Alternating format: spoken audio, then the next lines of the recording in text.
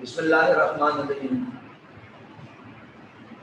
रब्बिश्रह ली सदरी व यस्सिर ली अमरी वहलुल उक़दतम मिन लिसानी यफ़क़हू क़ौली या मुक़ल्लिबल क़ुलूबि सब्बित क़ल्बी अला दीनिक।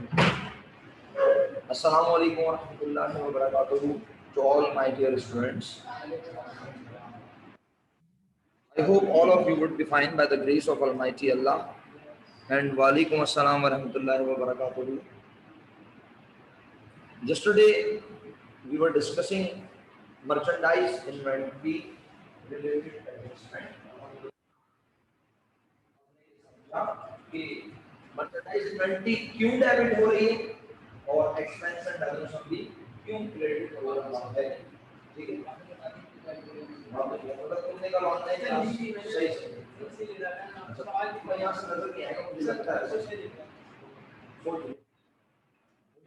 मैं दोबारा अपना समाज की तुम्हारे लिए बार बार देख लो, अगर तुम कंफर्टेबल हो मुझे वो तो बहुत कुछ मामला पेड़ होना बेटा क्या करना है तुम वहां से कर लेता लाल भाई है कितनी यार कर सकता है आपसे भी आप सामान लेता है बेटा बेशक आप इस शेयर पे आ जाए बड़ा अच्छा हो फिर वापसी इंशाल्लाह नहीं होगी। सही, बहुत शुक्रिया बहुत बहुत शुक्रिया। नेक्स्ट शेयर अंदर में उस वाले का जिस बेंचिंग खत्म हो गई उसको चलो समझा मसला ये कि आप सीनियर मैनेजमेंट जी बहुत बहुत शुक्रिया जी। बिल्कुल मानूर, अब आपको आवाज आएगी इंशाल्लाह और मुझे अभी इंशाल्लाह फीडबैक मिल जाएगा। अब बताइए आवाज आ गई है जी। जाहिर सी बात है जब मैं बात नहीं करूंगा तो आवाज कैसे आएगी। चले अल्लाह के हुक्म से आपको प्रॉपर आवाज आएगी। हम एडजस्टमेंट तलाल बिन आमिर साहब की फरमाइश पे एक बार रिपीट कर देते हैं इंतहाई तेजी से। जहाज का नाम है F16 उड़ाएंगे आपके लिए। मर्चेंडाइज इन्वेंट्री वो सामान है जो ईयर एंड पर बच गया था, बिक नहीं सका था। क्यों नहीं बिक सका था भाई? हमने ईयर एंड से 10 दिन 5 दिन पहले खरीदा था। जाहिर सी बात है जब माल खत्म होने लगता है, जब मर्चेंडाइज हमारी शॉप पे खत्म होने लगती हैं तो हम क्या करते हैं और सामान खरीद के ले आते हैं।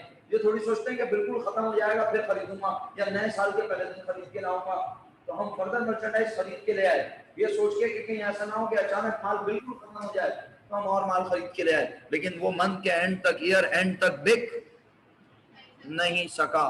मुजाफर भाई आप रीज्वाइन कर लें, आपको आवाज आ जाएगी इंशाल्लाह। बहुत शुक्रिया। तो बस काम की बात यह है प्यारे बच्चों कि जब मर्चेंडाइज खरीदी भी ईयर एंड पर बच गई तो हमने कहा इन मर्चेंडाइज को खरीदते हुए हमने नाम दिया था परचेजेस, नेचर में इसकी एक्सपेंस, यानी हमने इसे ट्रीट किया था बिजनेस का खर्चा, जबकि ये तो इस साल बेकार ही, तो ये इस साल का खर्चा कहलाने के लायक। Due to which principle? Matching principle. Matching principle क्या है? जो जिस साल का खर्चा उसी साल में रिकॉर्ड होना चाहिए, जो जिस साल की इनकम उसी साल में रिकॉर्ड होनी चाहिए। तो हमने कहा ठीक है भाई, क्योंकि हम इसे खर्चा कह चुके थे तो खर्चे को करना पड़ेगा कम। और फिर अब इसे क्या कहें? आखिर इस सामान को क्या समझें? इस सामान को समझें एसेट। एसेट क्योंकि रिकॉर्ड ही नहीं किया था तो अब रिकॉर्ड करेंगे। जब एसेट बुक्स में रिकॉर्ड होगा तो एसेट में होगा, और एसेट इंक्रीज हो तो हमेशा डेबिट। आप सब देख सकते हैं मर्चेंडाइज इन्वेंट्री डेबिट हुआ है। क्यों दलाल भाई? मर्चेंडाइज इन्वेंट्री डेबिट समझ आती है बात। उसके बाद expense and revenue summary account एक ऐसा अकाउंट है जिसकी कोई नेचर नहीं है। इस अकाउंट में कभी प्रॉफिट पड़ा हुआ होता है, कभी लॉस पड़ा हुआ होता है। इस अकाउंट में कभी एक्सपेंस होता है, कभी रेवेन्यू होता है, और जो भी होता है वो प्योरली ओनर का होता है। क्यों? अगर प्रॉफिट इसमें पड़ा हुआ है तो उसकी भी नजरें किसकी? ओनर की। और अगर लॉस पड़ा हुआ है तो मोहल्ले वाले थोड़ी एंजॉय करेंगे लॉस। लॉस भी किसका है? ओनर का। पेयर उसी ने करना है, तो इसमें जो कुछ है वो ओनर का है। तो इसलिए एक्सपेंस एंड रेवेन्यू समरी को हम कैपिटल अकाउंट से भी तशबीह देते हैं, कहते हैं इसमें जो पड़ा हुआ है वो ओनर का है। इसको ओनर इक्विटी अकाउंट भी कहा जाता है, लेकिन हकीकत में ये एक टेम्परेरी अकाउंट है। हकीकत में ये एक टेम्परेरी अकाउंट है। इस अकाउंट की कोई परमानेंट नेचर नहीं है, क्योंकि हम एक्सपेंस और रेवेन्यू की समरी क्यों बनाते हैं? टू डिटरमाइन द प्रॉफिट और लॉस ऑफ द बिजनेस। तो बस मेरा बच्चा, काम की बात यह है कि क्या करना था हमें? वो खरीदी हुई मर्चेंडाइज जिन्हें खर्चा कहा था, खर्चे को करना है कम। तो हमने कहा एक्सपेंस एंड रेवेन्यू समरी को क्रेडिट किया, और जब इसे क्रेडिट किया तो इसके बारे में एक बड़ा खूबसूरत जुमला कहा कि अगर मैं इसे एक्सपेंस समझूं, अगर मैं इसे सिर्फ क्या समझूं तलाल भाई? एक्सपेंस, तो एक्सपेंस किस साइड पे लिख रहा हूँ बोलो, इसका मतलब है एक्सपेंस को कर रहा हूँ कम। और अगर मैं इसे मानूं बिजनेस की, तो मैं रेवेन्यू को क्या कर रहा हूँ, खर्चे को कम कर दो या रेवेन्यू को उतने से। बात एक ही है, कल से अभी तक बात एक ही है, लेकिन बात यह है कि आखिर समझ ही नहीं आया। कल समझ आया था, नहीं आया था? अरीबा आप कल ऑनलाइन क्लास में थी नहीं थी? तो फिर अभी समझ में तो नहीं आया। अच्छा, रिकॉर्डेड लेक्चर देखा तो अभी जो मैंने कहा उसमें कोई आपको तजाद नजर आया, कुछ डिफरेंस नजर आया? नहीं। मैंने आज डिफाइन करते हुए एक जुमला ऐड कर दिया, जब आप उसे 3 दिन के बाद दोबारा से पढ़ाने को कहेंगे मेरा अंदाज बदल जाएगा। क्यों? क्योंकि जाहिर सी बात है हर दफा मैं एक नए अंदाज से कोशिश करता हूँ समझाने की। हर दफा मैं चाहता हूँ बच्चों को जितना कंफर्ट जोन में लेके जा सकूं जाऊं। तो मैं कह रहा हूँ अगर इसको मैं एक्सपेंस मानूं तो एक्सपेंस क्रेडिट होता है तो क्या हो रहा होता है, कम हो रहा होता है। और अगर मैं इसे मानूं बिजनेस की इनकम, मैं शुक्रगुजार हूं ऑनलाइन वाले स्टूडेंट्स का कि वो मेरा साथ दे रहे हैं और कुछ ना कुछ लिख के भेज रहे हैं। बाकी लोगों ने तो बस क्लास ज्वाइन की हुई है ना। बाकी लोग भी कोशिश करें बेटा, अपने उंगलियों को जरा जुम्बिश दें, हाथ हिलाएं, थोड़ा ताकत का मुजाहरा करें। सुबह का नाश्ता कर चुके होंगे अब तक, और अगर अभी तक नहीं किया तो फिर मत करें, दोपहर में खा ही लीजिएगा। आपके ना खाने से कोई फर्क नहीं पड़ेगा आपकी सेहत पे। तो बस काम की बात यह है कि एक्सपेंस को कम करूं तो क्रेडिट और रेवेन्यू को बढ़ाऊं तो भी क्रेडिट। इसका मतलब है आप एक्सपेंस को कम कर दें या रेवेन्यू को बढ़ा दें, बात एक ही होती है। तो हकीकत में ना ये एक्सपेंस अकाउंट है और ना ये रेवेन्यू अकाउंट है। हकीकत में इसमें बिजनेस का प्रॉफिट या लॉस पड़ा हुआ होता है, और ये चीज हम क्लोजिंग एंट्रीज में पढ़ेंगे। क्यों भूल जा रही हो, एक्सपेंस और रेवेन्यू अकाउंट में प्रॉफिट या लॉस पड़ा होता है। बहुत शुक्रिया आपका, आप सब लोग ये एडजस्टमेंट समझ चुके हैं। जी हाँ, इसका दूसरा नाम करा बिना अनुसार आपने यकीन समाज फरमाया, इसको प्रॉफिट एंड लॉस अकाउंट और इनकम आज भाई आप कल ऑनलाइन क्लास में मौजूद थे, रिकॉर्डिंग देखिए सही से देखिए मुनासिब। ओके, अच्छा मैं आजकल ना रिकॉर्डेड लेक्चर रिकॉर्डिंग जो है ना वो करना पता नहीं क्यों भूल जाता हूँ, अल्लाह माफ फरमाए। ये अभी तो कर रहा हूँ अल्हम्दुलिल्लाह, लेकिन ये है कि जो लोग भी इस वक्त क्लास में सुन रहे हैं मुझे, जो लोग भी मेरे साथ मौजूद हैं, जरा इस चीज को मेक श्योर कर लिया करें प्लीज, क्योंकि कुछ वॉलंटियर्स यहाँ क्लास में आ गए, कुछ वॉलंटियर्स वहाँ बैठे हैं स्टिल। तो इस चीज का ख्याल कर लिया करें आप सब लोगों के, रिकॉर्डिंग ना होने के बाइस वो जो आपके क्लासमेट्स हैं जो बिल्कुल सुबह में इतनी सुबह सुबह उठ नहीं पाते मजबूरन, क्योंकि रात को सो नहीं पाते, उम्र ऐसी है, तो फिर वो सुबह उठ भी नहीं पाते, तो उनको ये रिकॉर्डेड लेक्चर की शिद्दत से जरूरत होती है। आप शिद्दत समझ नहीं सकते, सही है? तो बस प्लीज उनके लिए जरा आप कुछ करके दिखाएं मुझे। चलें, अल्हम्दुलिल्लाह मैं आपको इस एडजस्टमेंट की अभी प्रैक्टिस नहीं कर रहा हूं फिलहाल, क्योंकि मैं समझता हूं कि ये बिल्कुल शरीर की तरह है, नन्हे मुन्ने की पहले ठोस ग़िज़ा है। आपको आवाज आ रही है? आपकी ग़िज़ा की बात नहीं कर रहा, नन्हे मुन्ने की बात कर रहा हूं बेटे। तो इसमें तो क्या करना होगा, बस ये एंट्री बनानी होगी, merchandise debit expense and revenue summary credit, question में अमाउंट गिवन होगी, उस अमाउंट को लिखना होगा, बस कुछ भी नहीं करना। तो मेरा ख्याल है बहुत बोरिंग हो जाएगा अगर मैंने इसकी प्रैक्टिस तन्हा करवाई। तो ऐसा करते हैं, अगली एडजस्टमेंट करते हैं, क्या ख्याल है? अगली एडजस्टमेंट डेट आई लाजमी सी बात है, और डेट के बगैर तो जिंदगी गुजर नहीं सकती बेटे। डेट होगी तो जिंदगी आगे बढ़ेगी, कोई ना कोई डेट होगी, और जो डेट होगी वो लिखेंगे इंशाल्लाह। सही, आप उम्मीद करता हूँ डेट समझ कर। वेरी गुड, आगे बढ़ते हैं। तो आप लोग बहुत शरीर हो रहे हैं और दिन भर तो देख रहा हूँ। तो काम की बात यह है कि अब हम नेक्स्ट एडजस्टमेंट की तरफ जा रहे हैं। नेक्स्ट एडजस्टमेंट का नाम है एप्रिसिएशन एक्सपेंस। तो आइए मिलकर जरा एडजस्टमेंट 2 के बारे में कुछ लिखते हैं। सर जी फरमाइए बेटा। सर हम डायरेक्ट परचेसेस को क्रेडिट क्यों नहीं करते हैं वेरी गुड, अपना एक्सपेंस कम करने के लिए? अब आपसे ही पूछूंगा, आपने सवाल किया है तो आपसे इसलिए नहीं पूछूंगा कि आपने सवाल किया है, मैं बाकी लोगों को मौका देता हूँ, चले क्लास वालों को। क्या आप मेरे खातिर एक बार सवाल रिपीट कर सकती हैं? मैं 1 मिनट एडजस्टमेंट शो कर रहा हूँ। ये एडजस्टमेंट बनी हुई है, अक्सा का क्वेश्चन आप सब समाप्त फरमाएंगे आप। जी बेटा। सर ये सवाल है कि हम एक्सपेंस को कम करने के लिए डायरेक्ट परचेसेस को क्यों क्रेडिट नहीं कर रहे हैं इस एंट्री में? सवाल सुनिए, सवाल सवाल सुनिए, आवाज इतनी बेहतरीन आवाज आ रही है, जापानी, मेरे स्पीकर पे शक कर रहे हो तुम? चलो मैं कर लेता हूँ। अक्सर बेटा बहुत बहुत शुक्रिया, आपने 2 बार मेरे खातिर बोल दिया, मैं कह देता हूँ, अक्सर कह रही है सर आप क्रेडिट में एक्सपेंस एंड डेबिट समरी लिखने के बजाय परचेजेस लिखो। अरे वो कह रही है भाई, उसकी बात है, वो कह रही है तो उसकी बात की भी तो वैल्यू है ना। अब आर्गुमेंट तो आप देंगे ना। समर भाई कुछ कहना चाहते हैं, प्लीज कोई ना बोलो। अच्छा, वो कहना चाह रहे हैं परचेजेस को कम करूंगा तो सिर्फ समर भाई का कमेंट है, मैं किसी को अभी एक्नॉलेज नहीं कर रहा, बस मैं पार्टिसिपेट करवा रहा हूँ क्लास को। चले बोल रहे, प्रॉफिट और लॉस की बात हो रही है, सुन लिया मैंने। और परचेजेस के नहीं, थोड़ा सा कोई स्टेटमेंट में सपोर्टिव, ताकि फिर अक्सर को बात समझ आए, मैं फिर आपकी बात करूंगा। हाँ, परचेजेस कैसे आएगा इसको मतलब एक्सप्लेन करें। जी श्योर भाई कुछ कहना चाह रहे थे। अच्छा, आप कह रहे हैं परचेजेस क्रेडिट हो ही नहीं सकता क्या? खुदा ना खास्ता ये कहना चाह रहे हैं? बहुत बुरी बात हो जाएगी। जब ओनर बिजनेस से परचेज मर्चेंडाइज लेके जाता था, परचेजेस क्रेडिट होती थी मेरा बेटा। हाँ, तो बिल्कुल आज हम मर्चेंडाइज इन्वेंटरी डेबिट कर, आप सब पार्टिसिपेट कर रहे हैं, मैं बहुत बहुत बहुत थैंकफुल हूँ आपका। ऑनलाइन में से कोई जवाब देना चाहेगा? अली मोहम्मद साहब, और कोई चैंपियन हमारे पास अकाउंटिंग के? चैंपियन नहीं, सवाल कर लिया तो मैं चैंपियन से क्या पूछूं। हाँ भाई रविया, ऑनलाइन पढ़ लियो आज? जी, कोई जवाब नहीं देना चाह रहा, सब लोग आराम फरमा रहे। इलियान, आयान,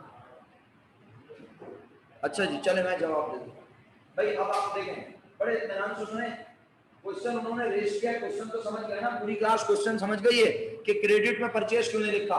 तो जरा मुझे आप याद दिलाएं, परचेजेस क्रेडिट करने का मतलब क्या है? परचेज क्रेडिट कब करते थे, पहले ये याद करते। वो मर्चेंडाइज जो हम खरीद के लाए थे, खरीदते में हमने मर्चेंडाइज बढ़ाई, बोले मर्चेंडाइज को बढ़ाया, हमने उसे माना था बिजनेस का, अल्लाह माफ करे लाइबिलिटी, और पता नहीं उल्टे सीधे जवाब दे रहे हैं आप तो। मैं गुस्सा आया कि एक सेकंड में क्या हो गया, दिमाग हाजिर करें। जब मर्चेंडाइज खरीद के लाए थे, मर्चेंडाइज को बिजनेस का माना था, एक्सपेंस परचेजेस का था ना, क्या हो गया? कौन सी दुनिया में चले गए? गुस्सा दिला रहे हो मुझे बेवकूफ लोग। मर्चेंडाइज को खरीदा था, मर्चेंडाइज के खरीदने को अंग्रेजी में नाम दिया था अंग्रेजी परचेजेस, और परचेजेस को कहा था बिजनेस का एक्सपेंस। याद करो, जब यही मर्चेंडाइज ओनर लेकर गया था, यही मर्चेंडाइज जब बिजनेस से कौन निकाल कर ले गया था? अच्छा, अब जब इस मर्चेंडाइज को बेचते हो तो क्या परचेजेस क्रेडिट करते हो? नहीं, क्या क्रेडिट करते हो? सेल्स। पता तो नहीं है खुदा ना खास्ता, मर्चेंडाइज बेचते हो तो क्रेडिट क्या करते हो?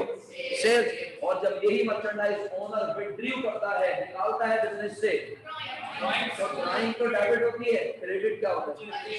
यानी तुम कहते हो अब ये बिजनेस का खर्चा नहीं है, ठीक है। अच्छा, अब काम की बात यह है कि बिजनेस से मर्चेंडाइज जा रही होती थी या नहीं? ओनर जब निकालता था तो बिजनेस से मर्चेंडाइज, मेरा बच्चा क्या आज यहाँ पे मर्चेंडाइज जा रही है? अक्सर आज मर्चेंडाइज नहीं जा रही, मर्चेंडाइज तो बिजनेस में ही मौजूद है, ठीक है। तो हम क्योंकि ये एडजस्टमेंट बन रही है, सही, तो हम ईयर एंड पर बजाय इसके कि अब हम हर अकाउंट को जो कि ऑलरेडी रिकॉर्ड हो गया है, अब उसे डेबिट क्रेडिट करें, जबकि उसकी नेचर ये कहती है कि वो आमतौर पर सिर्फ बढ़ता ही है, सिर्फ कम होता है जब ओनर विड्रॉ करे या कोई खुदा न खास्ता एरर हो जाए, ठीक है। शास क्या बोल रहे हो? और सिर्फ एक्सपेंस सिर्फ एक ही चीज का नहीं होता ना? नहीं, मुझे आपकी बात समझ में नहीं आई, आप अनम्यूट करके बोल सकते हैं, पूरा प्रॉपर अपना जो आपका जवाब है वो शेयर करें। लेकिन बहरहाल समरी है कि आज बिजनेस से मर्चेंडाइज तो कहीं भी नहीं आ रही, मर्चेंडाइज तो बिजनेस में ही आ रही है, अभी नहीं, बिजनेस में मौजूद है, और हम उन्हें उनकी कैटेगरी को चेंज कर रहे हैं, हम उन्हें बिजनेस का खर्चे के बजाय कह रहे हैं एसेट। तो खुदा ना खास्ता, अब जरा सुनिएगा मेरे स्टेटमेंट अक्सर, मुझे एतराज नहीं है आप अगर परचेजेस क्रेडिट कर लें, लेकिन आइडियली बेहतर यह है कि ईयर एंड पर हम क्लोजिंग करने के लिए एक अकाउंट बनाते हैं, उस अकाउंट के जरिए हम तमाम खर्चों को, तमाम एक्सपेंसेस और तमाम इनकम को उस अकाउंट के जरिए हम लोकेट करा देते हैं, उन अकाउंट्स को एडजस्ट कर देते हैं। तो इसलिए बजाय अब हम परचेजेस क्रेडिट करें, हम ईयर एंड पर इस अकाउंट के जरिए खर्चे को बढ़ा लेते हैं या कम कर लेते हैं। सिर्फ परचेजेस की बात हो रही है बस। सही? अच्छा, और ये शाश कहते हैं सर मतलब वो सिर्फ परचेज थोड़ी ना है बल्कि सैलरी और कार्टेज ये सारे भी एक्सपेंस होते हैं। नहीं भाई, आप थोड़ा सा डिफरेंट डायरेक्शन में जा रहे हैं। बहरहाल चलिए आगे बढ़ेंगे ना इंशाल्लाह, थोड़ी सी प्रैक्टिस करेंगे तो चीज़ें क्लियर होंगी। मुझे पता है मेरी बात अगर आपको इस वक्त 60 to 70% भी समझ आ रही है तो जाहिर सी बात है मैं पूरे चैप्टर को तो नहीं एक्सप्लेन कर सकता आपके सामने। मैं अगर यहाँ पे सिर्फ इतना भी बोल दूं कि पीरियोडिक और परपेचुअल दो सिस्टम है, एक सिस्टम कहता है मर्चेंडाइज को खरीदते हुए खर्चा मानो, एक सिस्टम कहता है मर्चेंडाइज को खरीदते हुए एसेट कहो, तो इससे भी आपका ब्लड प्रेशर डिस्टर्ब हो सकता है ना। तो इसलिए हम कोई ऐसी, हालांकि ये सेकंड ईयर की बात है तो मास्टर्स लेवल की बात नहीं है, लेकिन बेहतर होगा कि हम आपकी जिंदगी को पुरसुकून रखें।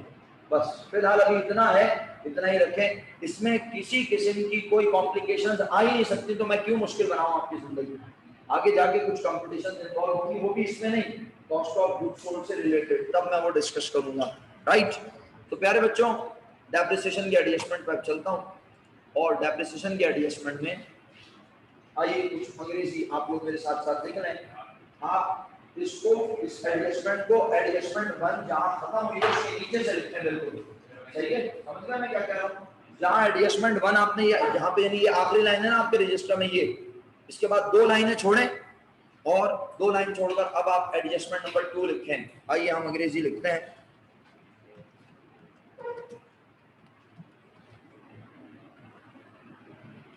Depreciation expense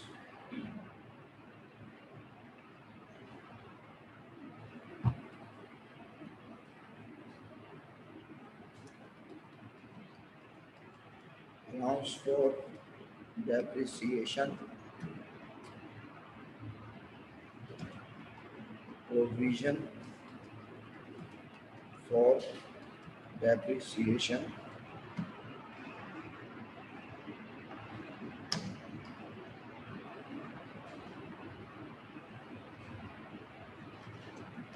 book value of non-current assets.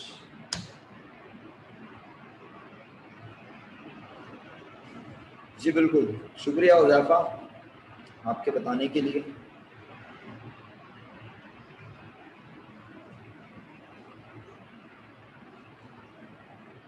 थोड़ी देर में अटेंडेंस लेंगे बेटा, सही है? अभी नहीं ले रहे अटेंडेंस आप लोग, थोड़ी देर में अटेंडेंस समाप्त करते हैं। Depreciation expense, allowance for depreciation, provision for depreciation and book value of non-current assets. All these statements are for the recognition of adjustment of depreciation. यार बच्चों दोबारा कह रहा हूं एक बार जुमला, जिस तरह यस्टरडे हमने कहा क्वेश्चन में लिखा होगा एडजस्टमेंट डेटा में मर्चेंडाइज इन्वेंटरी आइडियल है, goods on hand, goods in hand, unsold merchandise at year end, at period end, at month end, तो हम पढ़ के समझ जाएंगे कि वो मर्चेंडाइज जो ईयर एंड पर बच रही है उनके बारे में बता रहा है और हम उसके एडजस्टमेंट बनाएंगे। ऐसे ही प्यारे बच्चों, जब हम एडजस्टमेंट डेटा पढ़ रहे होंगे, एडजस्टमेंट डेटा कब मिलता है? हो गया। एडजस्टमेंट डेटा कब पता चलता है हमें?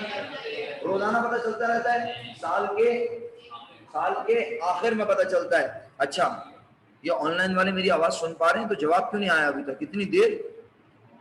एडजस्टमेंट डेटा ईयर एंड पर पता चलता है जब तक हम तमाम जर्नल एंट्रीज बना चुके होते हैं, जर्नल से लेजर्स भी बन चुके होते हैं और ट्रायल बैलेंस भी बन चुका होता है।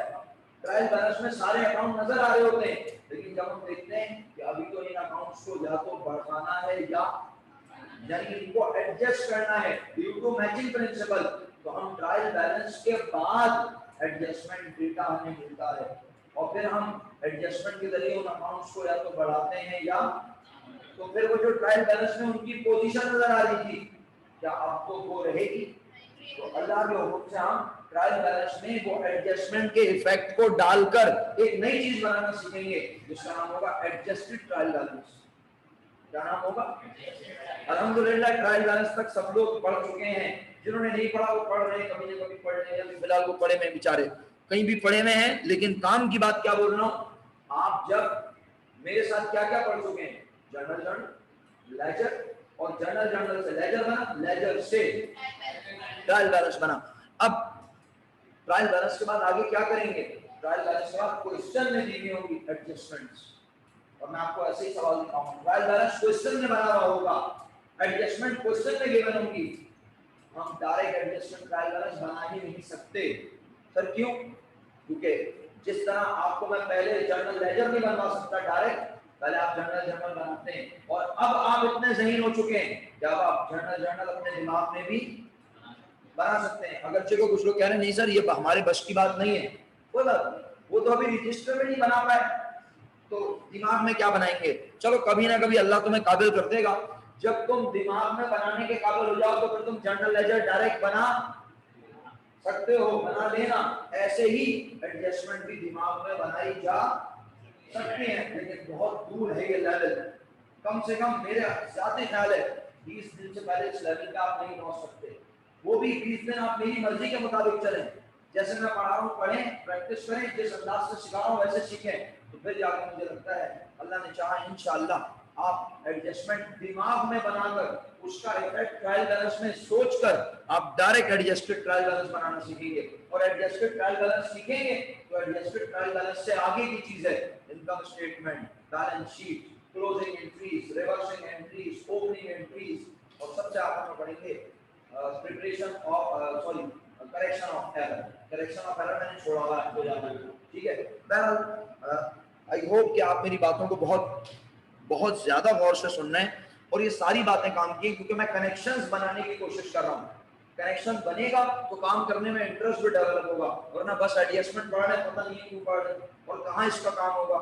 एडजस्टमेंट ट्रायल बैलेंस के बाद का स्टेप है प्यारे बच्चों, अगर आपको अकाउंटिंग साइकिल याद हो, तो ऐसे यस सर याद नहीं है, अभी पूछ लूंगा तो फौरन शुगर डिस्टर्ब हो सकती है। जल्दी जल्दी देख लो, शाबाश, पेज स्पेल डालो। नहीं कोई जरूरत नहीं है, कोई जरूरत नहीं है। अकाउंटिंग साइकिल किसे याद है? साइकिल पता है सर, साइकिल पूछ रहे हैं, याद है?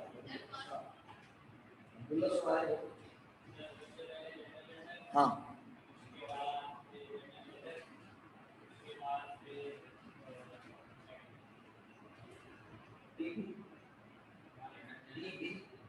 शॉर्ट फॉर्म बोल रहा हूँ, ट्रायल बैलेंस।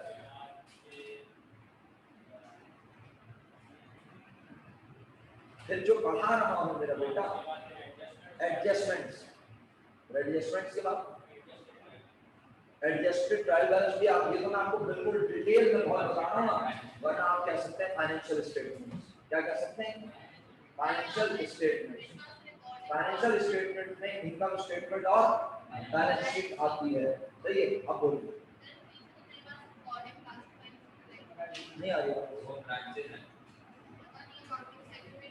अकाउंटिंग साइकिल में क्या लिखा हुआ है? बात में दोबारा बोलूं, कॉस्ट अकाउंटिंग, मैनेजरियल अकाउंटिंग, वो फंक्शन है, आप प्रोसीजर या फंक्शंस, ठीक है। ओके आगे बढ़ते हैं। तो अब मेरा ख्याल है कि डेप्रिसिएशन की एडजस्टमेंट पढ़ ली जाए। ये वो सारी अंग्रेजी है जो हमें एडजस्टमेंट डेटा में लिखी हुई नजर आ सकती है, ज्यादातर ये लिखी हुई आएगी, सही है। ये लिखी हुई आएगी तो हम इसका कलर जरा कोई खूबसूरत सा कर देते हैं, तो कलर भी नहीं नजर आते बिल्कुल ही खूबसूरत,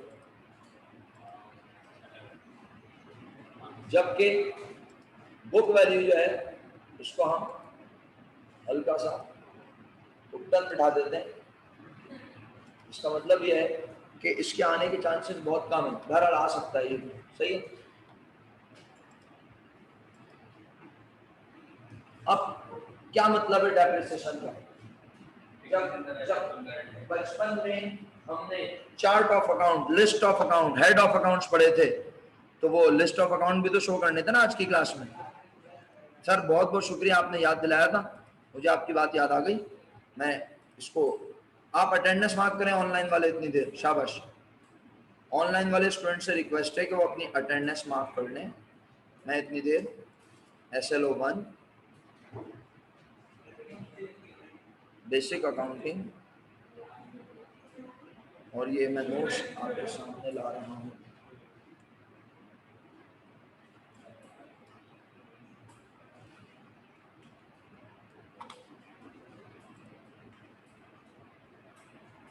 मेरे मालिक,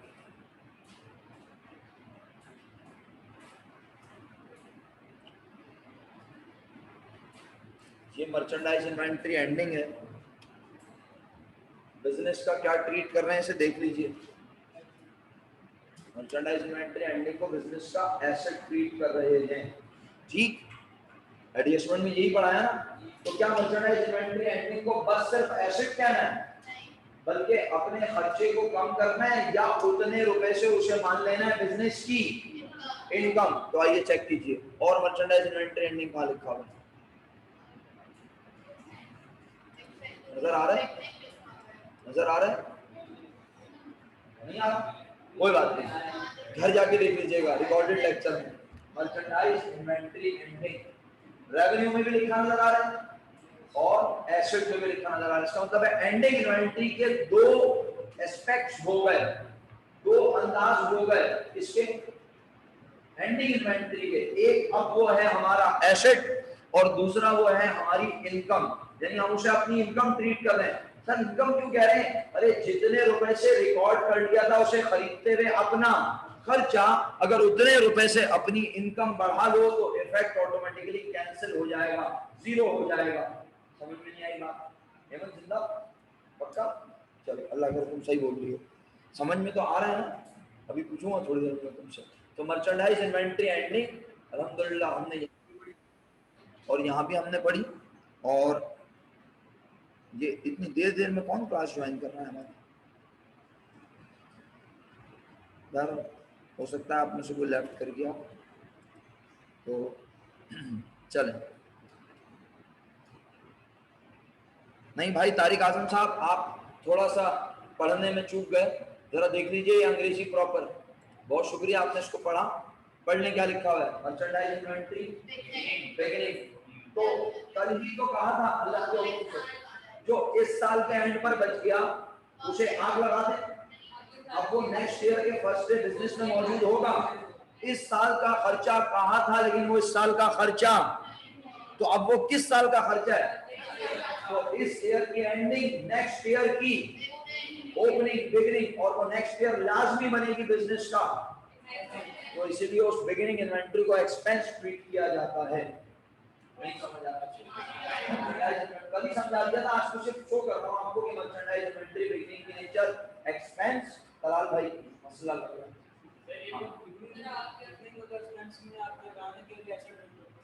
बिगिनिंग एसेट नहीं होता, जो ईयर एंड पर बच जाता है, क्योंकि वो इस साल बचा है और वो इस साल ही खरीदा होगा।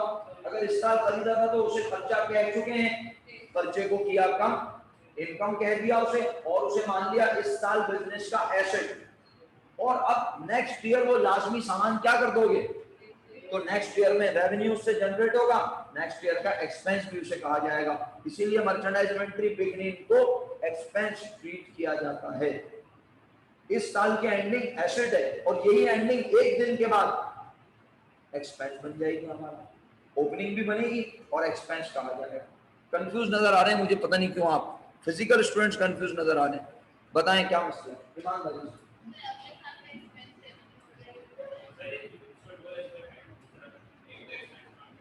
बिगिनिंग का सिर्फ एक एस्पेक्ट है, क्योंकि ये रिकॉर्ड नहीं होगा, ये एक्चुअली रिकॉर्ड हो चुका है। बहुत अच्छा सवाल है। समर कह रहे हैं सर ओपनिंग इन्वेंटरी का दूसरा एस्पेक्ट वो नहीं है। क्यों? वजह, जो सामान ईयर एंड पर बचा यकीनन उसे कोई ना कोई ओन करता है। कौन ओन करता है? बिजनेस का ओनर। तो बिजनेस में जो कुछ मौजूद है किसका है? ओनर का। जो कैश मौजूद है किसका है? ओनर का। तो ये नेक्स्ट ईयर के फर्स्ट डे ट्रांसफर हो जाएगा और ये सब कुछ ओनर का। डबल इफेक्ट ये हो गया। लेकिन जो सामान एंड पर बचा, जब आपने उसे खरीदा था तो आपने उसे सिर्फ माना था बिजनेस का एक्सपेंस। अब आप कह रहे हैं कि वो इस साल बिजनेस का एक्सपेंस नहीं है, तो आप अपने एक्सपेंस को कम भी कर रहे हैं और उसे इस साल अपनी एसेट मान रहे हैं और अपनी इनकम कह रहे हैं। ये तो हो गए एंडिंग इन्वेंट्री के दो इफेक्ट। और ये मैंने आपको यहाँ एंट्री भी बनाकर दिखाई। कहाँ चला गया ये रहा जनाब, ये एंट्री बनाकर दिखाई। लेकिन साथ साथ अब ये बोलना जरूरी हो गया, तो समझ में सवाल ऐसा कर लिया कि अब मुझे बोलना पड़ेगा ओपनिंग इन्वेंट्री की एंट्री नहीं बल्कि मर्चेंडाइज इन्वेंट्री जो साल के पहले दिन मौजूद है उसकी कोई अलग से एंट्री बनाने की जरूरत नहीं है। जो इस ईयर के एंड पर बचेगा वो ऑटोमेटिकली नेक्स्ट ईयर के फर्स्ट डे ट्रांसफर हो जाएगा। सही है। अब जो सामान नहीं बिकती तो वो हम एसेट आप में लगा लेंगे। जो मर्चेंडाइज नहीं बिकती इस साल और इस साल के ऑपरेशन बिजनेस में मौजूद होती है तो आप उसे कुछ ना कुछ ट्रीट करो। अगर एक्सपेंस नहीं कह रहे तो फिर क्या करो, एसेट। तो इस साल के एंड पर इस साल के लिए अब वो हमारा एसेट इस साल के लिए। लेकिन जैसे ही ईयर चेंज होगा नया साल शुरू हो जाएगा तो फिर वो अब एंडिंग भी नहीं कहलाएंगी, नेक्स्ट ईयर के फर्स्ट डे वो कहलाएंगी बिगिनिंग, ओपनिंग। और ओपनिंग जो है वो लाजमी हमारा नेक्स्ट ईयर में एक्सपेंस इसलिए होगा कि उस सामान को हम अगले साल तो 1 2 3 महीनों में ही बेच देंगे, रेवेन्यू जनरेट कर लेंगे और फिर वो हमारा एक्सपेंस भी कहलाएगा। तारिक आजम साहब समझ आया आपको? कल से लेकर इस पर अब तक बहुत बहस हो चुकी है, मैं डेप्रिसिएशन समझाने की कोशिश करूं। चल डेप्रिसिएशन क्या है मैं आपसे कह रहा था। डेप्रिसिएशन बेसिकली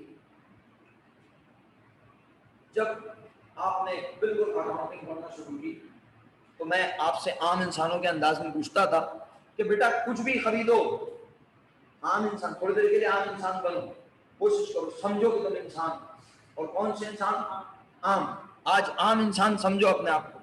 जब तुम कुछ भी खरीदते थे अपनी जिंदगी में, आज भी खरीदते हो तो आम इंसान होने की हैसियत से कहते हो क्या हुआ? खर्चा।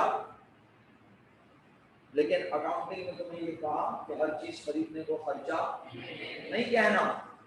अगर उसका बेनिफिट इमीडिएटली मिल जाए तो वो खर्चा है, और अगर बेनिफिट ना मिले तो इसका मतलब है वो तुम्हारा कुछ भी नहीं है, चुप भी हो सकता है वो, क्यों भाई? क्या है? एसेट। और एसेट में भी कैटेगरी बना दी। अगर बेनिफिट विद इन 1 ईयर मिल जाए तो करंट एसेट, और अगर बेनिफिट मिले मोर देन 1 ईयर तो कहा non current fixed asset, long term assets. तो अब मसला ये है कि हर चीज की एक जिंदगी है, हर चीज की लाइफ है, हर चीज की लाइफ है। खासतौर पे इंसानों की बनाई हुई चीज की लाइफ तो बहुत ही लिमिटेड है। जो अल्लाह पाक ने चीजें बनाई हैं उसकी लाइफ तो बहुत लंबी है और इतनी है कि क़यामत तक तो वो कम से कम खत्म नहीं होगी। और क़यामत के वक्त अल्लाह जिस चीज को चाहेगा उठाएगा, खत्म करेगा, तबाह करेगा, जो अल्लाह ताला का निज़ाम है। लेकिन बिजनेस करते हुए हम सारी चीजों को कहते हैं कि उनकी लाइफ है। बस एक चीज है जिसके बारे में हम कहते हैं कि इसकी लाइफ अनलिमिटेड है, इसकी लाइफ नहीं बताई जा सकती, और वो है लैंड। लैंड बिजनेस को फायदा पहुंचाती रहेगी कि जब तक कयामत ना आ जाए, जब तक डूब देना हो, जब तक आप उस जमीन से बिजनेस में हासिल करते रहेंगे फायदा, तो जमीन की वैल्यू कम नहीं होगी। जमीन की वैल्यू बढ़ती जरूर है मार्केट में, वो एक अलग सिनेरियो है, एप्रिसिएशन एक अलग चीज है, लेकिन जमीन डेप्रिशिएट भी नहीं। समझ तो नहीं आ रहा? सवाल आ रहा है दिमाग में? नहीं, आगे चलो। ओके, सवाल यहाँ नजरें थी ना आपकी, मैंने कहा ऐसा ना खुदा ना खास्ता कंफ्यूज हो रही हैं आप। प्यारे बच्चों, जब हम फर्नीचर खरीदते हैं हम कहते हैं खर्चा। अब बन जाओ आप इस अकाउंटेंट। जब हम फर्नीचर खरीदते हैं कहते हैं खर्चा। अबे बोलो ना, नहीं हुआ। हम उसे समझते हैं बिजनेस का एसेट। जब ये कॉलेज वाले फर्नीचर खरीद के लाते हैं तो एक फर्नीचर खरीद के लाने के बाद उसे एसेट मानते हैं और कहते हैं ये फर्नीचर हमें कम से कम 5 साल तक, कितने साल तक? कितने साल तक? 5 साल तक पहुंचाएगा फायदा। 5 साल तक पहुंचाएगा फायदा। और उसके बाद आप जैसी अजीमुल मर्तबत आला हस्तियां जब आके इस पे अपनी तशरीफ फेंकती हैं तो हम कहते हैं हमारे फर्नीचर की वैल्यू बढ़ गई। तशरीफ फेंकने से इसकी वैल्यू बढ़ने वाली है। तशरीफ समझती हो हेमंत? तशरीफ समझती हो? है अपना वजूद, आसान हुक्म में कहते हैं अपने आप को फेंक देते हैं, इस पे भस्म हो जाते हैं इसके अंदर, तो भैया हमारे फर्नीचर की वैल्यू बढ़ती, बल्कि हमारे फर्नीचर की वैल्यू कम हो जाती है। सही है। और ये एक नेचुरल फिनोमेना है कि जिंदगी में जैसे जैसे वक्त गुजरता जा रहा है, चीजें इस्तेमाल हो रही हैं और उनकी वैल्यू कम हो रही है। कहीं टेक्नोलॉजी की वजह से, कहीं इस्तेमाल की वजह से, कहीं वेयर एंड टेयर की वजह से। समझ तो नहीं आ रहा हो? अरे भैया इसमें पूरा चैप्टर पढ़ना है, मैं कितना बोलूंगा आप थक जाएंगे, पूरी क्लास 2 क्लासें कम पड़ जाएंगी ना, तो बस पर मुझे लिमिट में रखोगे तो बेहतर रहेगा। अच्छी अच्छी शक्लें बना के रखो, मैं कोशिश करूंगा जल्दी से इसे खत्म करूं। बस अब काम की बात ये है, अकाउंटिंग कह रही है कि भाई जिस फर्नीचर को तुमने पूरे साल अपने कारोबार को चलाने में किया, क्या किया इसका, तो ये फर्नीचर ने तुम्हें रेवेन्यू जनरेट करने में क्या दी, मदद। तो इसकी कुछ अमाउंट को अपने रेवेन्यू से मैच करो। सर क्यों? ये तो हमारा क्या है, बोलिए ना, एसेट। लेकिन जब तुमने इसे इस्तेमाल किया और तुम जैसे अजीम लोग बैठे तो इसकी वैल्यू क्या हुई, कम। तो अब क्या मैं किसी कबाड़ियों को बुलवा लूं, स्क्रैप डीलर को, और बोलूं भैया जरा देखना ये फर्नीचर कितने का बिकेगा? नहीं, ऐसा कुछ नहीं करना। हमने किसी को नहीं बुलाना, बल्कि अकाउंटिंग हमें मुख्तलिफ मेथड्स बता रही है डेप्रिसिएशन कंप्यूट करने के। इसकी वैल्यू में जो डिक्लाइन आया, अकाउंटिंग हमें मुख्तलिफ तरीके सिखा रही है कि आप उस वैल्यू को मालूम करो with the help of different methods of computing depreciation expense. Right now we are not going to study methods of depreciation, but we will consider only the depreciation की एंट्री क्या बनेगी, डेप्रिसिएशन की amount कैसे निकलेगी। वो बहुत ज्यादा हम कॉम्प्लिकेटेड तरीके में नहीं जाएंगे, इनिशियल लेवल पर डेप्रिसिएशन एक्सपेंस की अमाउंट क्वेश्चन में गिवन होगी। अब क्वेश्चन ये होता है कि सर ये किन किन चीजों की वैल्यू कम होती है? तो तमाम चीजें जो नॉन करंट एसेट है, वो तमाम चीजें जो नॉन करंट एसेट और नॉन करंट में टेंजिबल, क्या बोला, नॉन करंट में टेंजिबल। सर टेंजिबल क्या होता है? जिनको छू सकते हैं, जो फिजिकल है, जो नजर आती है। मसलन जैसे आपने बिजनेस की गुडविल के बारे में पढ़ा था, गुडविल जो है बिजनेस को फायदा जरूर पहुंचाती है, लेकिन वो नजर, वो इंटेंजिबल है, फिक्टिशियस है, फर्जी है, ख्याली है। तो इसी तरह अगर हमारी कोई कोयले की कान है, हमारे ऑयल फील्ड्स हैं, तो हमारी सोने की कान है, तो रहते हैं, सोने की कान भी है। तो ऐसी सूरत में हम उसको कहते हैं कि वो नेचुरल रिसोर्स है, अल्लाह का बनाया हुआ निजाम है और हम उससे फायदा उठा रहे हैं। लेकिन हम इस वक्त बात कर रहे हैं सिर्फ उनकी जो कि टेंजिबल हैं, जो नजर आती हैं और हकीकत में हमारे पास मौजूद होती हैं और हम उनको इस्तेमाल करते हैं। और जब हम, जी अली मोहम्मद साहब बहुत बहुत शुक्रिया, पेटेंट भी इंटेंजिबल होते हैं, लेकिन अभी अगर हम इस पर बात करेंगे तो हम कहीं और निकल जाएंगे। बहरहाल बहुत बहुत शुक्रिया, आपने अच्छा शेयर किया। काम की बात ये कि जितने टेंजिबल एसेट हैं एक्सेप्ट लैंड, फिर कह रहा हूं ये जुमला, mark my words, all non current assets belongs to the category of tangible except land are subject to depreciation. उन पर डेप्रिसिएशन होना है और वो depreciation according to their life.